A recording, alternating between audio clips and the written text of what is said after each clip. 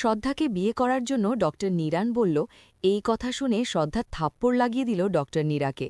তখন শ্রদ্ধা বলতে লাগল, এতদিন আপনার খারাপ নজর আমার ওপরে ছিল, কিভাবে সাহস হয় আপনি আমাকে এই কথা বলার। অভয় শ্রদ্ধার জন্য বিয়ের প্রস্তাব নিয়ে আসলো। অভয় ড্রাগ বাজাতে বাজাতে আসতেছে।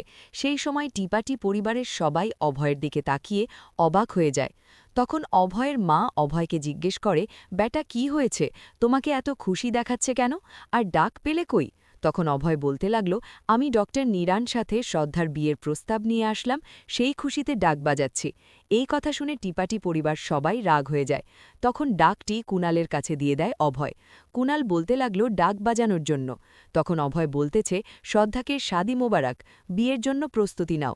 সেই সময় শ্রদ্ধার রাগ ক্ষোভের দিকে তাকিয়েছিল, অভয়ের দিকে কিছু করতে পারছে না। প্রিয় ভিউয়ার্স, তোমাদের জন্য নিয়ে আসলাম ভাগ্যরেখা ৩৭৭ নাম্বার এপিসোড। ভিডিওটি ভালো লেগে থাকলে মিষ্টি একটা কমেন্ট করে লাইক দিয়ে পাশে থাকবে। গল্পের শুরুতে আমরা দেখতেছি শ্রদ্ধা অভয় মুখে পানি মেরে দিল। তখন অভয় বলতেছে, তোমার কি করে সাহস হয় আমার মুখে পানি মারে। সেই সময় শ্রদ্ধা অভয় বলতাছে, তোমারও কি করে সাহস হয় যা তার সাথে আমার বিয়ের কথা বলতে। তখন শ্রদ্ধা ও অভয়কে দুজনকে রাগান্বিত ও দুজনের মধ্যে ঝগড়া।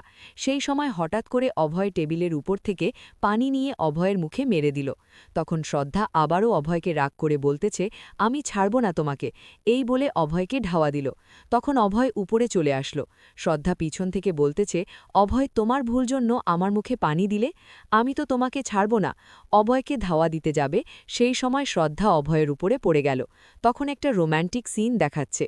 শ্রদ্ধা পিছন থেকে বলতেছে, অভয় তোমার ভুল জন্য আমার মুখে পানি দিলে, আমি তো তোমাকে ছাড়ব না। অভয়কে ধাওয়া দিতে যাবে, সেই সময় শ্রদ্ধা অভয়ের উপরে পড়ে গেল।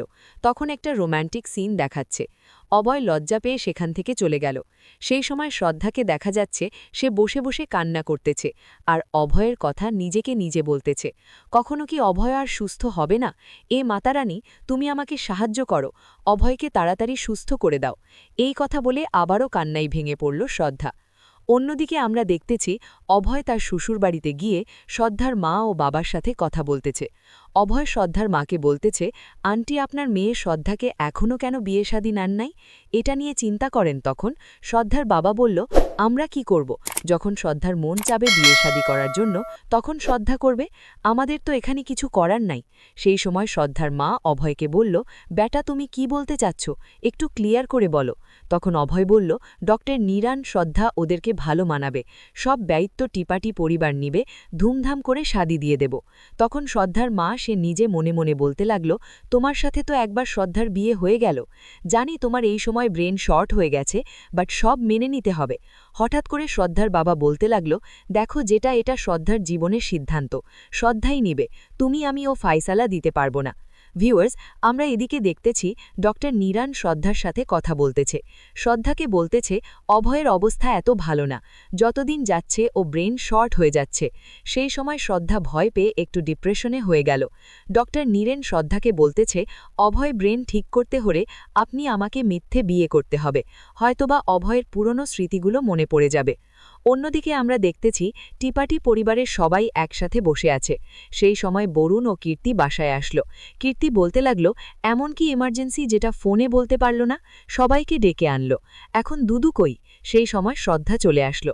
তখন বুয়াজি বলতে লাগলো, শ্রদ্ধা সে কখন থেকে বসে আছি, অভয় সে সকালে ডাক বাজিয়ে সবাইকে ভয় লাগিয়ে দিল, এখন তুমি কি ব্র্যান্ড বাজাবে, তোমার জন্য সবাই এত অপেক্ষায় আছি।